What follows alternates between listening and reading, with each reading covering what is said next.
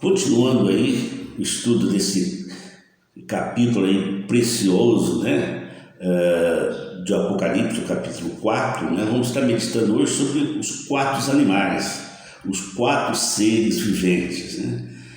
Tem muita discussão entre os filhos de Deus, muitas opiniões e muita curiosidade. Então, você, o que você acha que esses 4 seres viventes? Vamos estar meditando para te auxiliar a reforçar, a mudar suas opiniões, né? Então, esses 4 seres viventes têm muitas interpretações, né? Tem muita coisa que se fala. Então, alguns acham que esses seres viventes é uma classe especial de anjos, né? Tipo querubins, serafins, que estão diante do trono de Deus. Outros acham que esses 4 animais, né, representam a criação.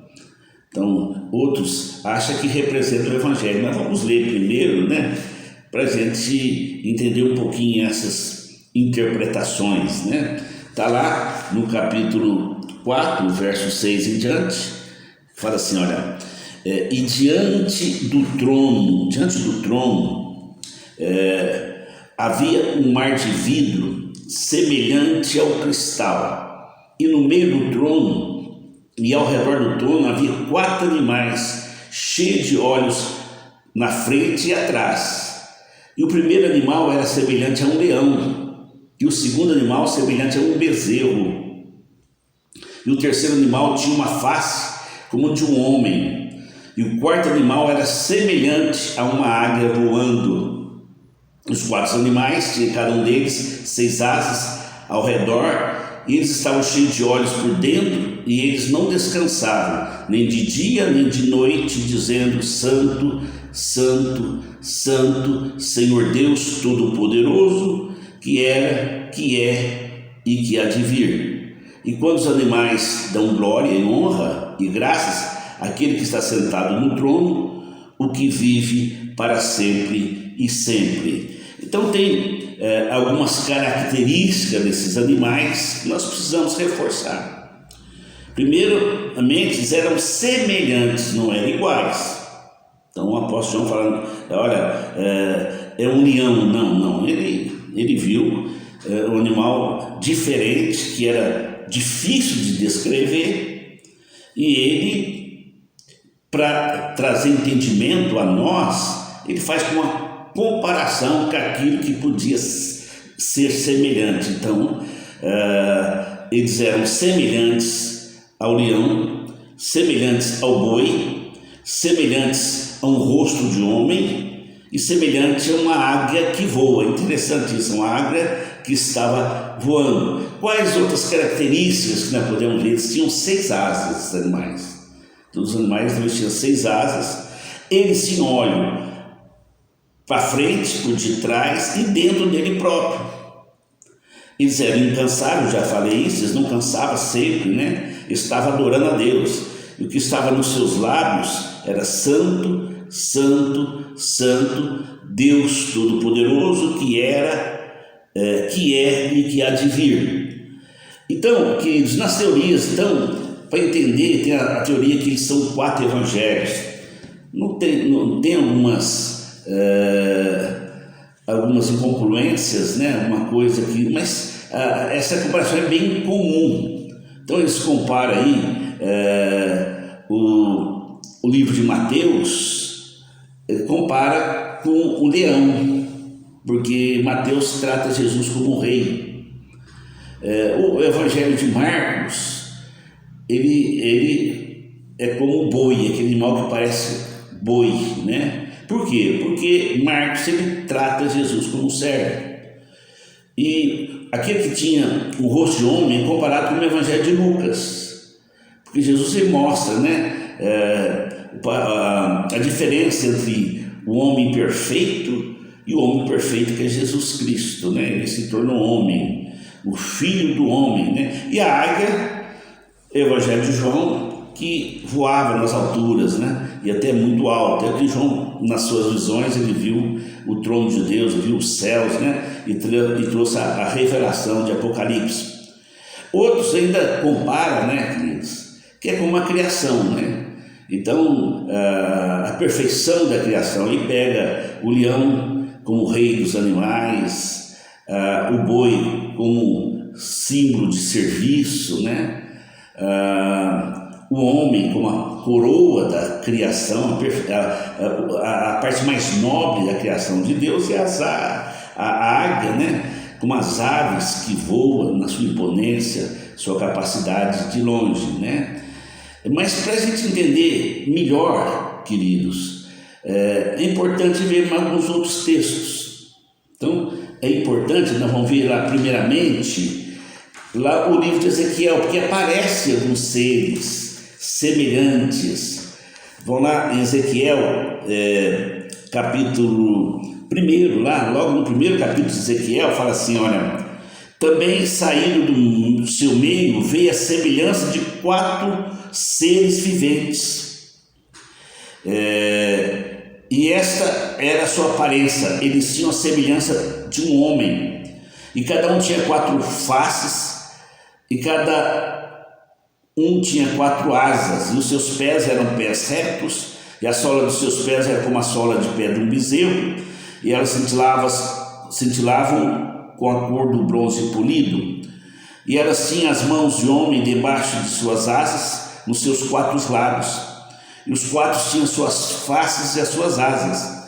Suas asas estavam unidas uma à outra, e elas não se viravam quando iam, ia cada um reto em frente. Quanto à semelhança de suas faces, as 4 tinham a face de um homem, e a face de um leão do lado direito, e as 4 tinham a face de um boi do lado esquerdo, e as 4 também tinham a face de uma águia. Assim eram suas faces, suas asas estavam esticadas para cima, as 2 asas de cada um eram unidas uma à outra, e 2 cobriam seus corpos. E elas seguiam reto em frente para onde o Espírito havia de ir. Elas iam e elas não se viravam quando iam. Então, nós podemos ver aqui no livro de Ezequiel, que também é uma visão do trono de Deus. Eles veem alguns animais diferentes, com algumas diferenças, mas tem muitas semelhanças. Tinha, em vez de 6, 4 asas, né?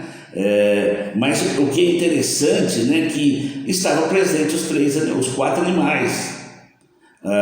Então ali tinha o rosto de leão, tinha o do boi, que aqui fala bezerro, né? Tinha o rosto do homem, né? E tinha a questão também, a semelhança a uma águia, né? E se nós analisarmos todo o livro de Ezequiel, que fala que isso aqui é os querubins. Então é importante isso, né? Aqui descreve seres celestiais, aqui descreve os querubins. Sim, Lúcifer era um querubim, a Bíblia chama de querubim da guarda, né? O próprio Ezequiel, Isaías fala sobre isso, né? E também nós precisamos ir lá no livro de Isaías, que ele tem também outra visão do trono de Deus.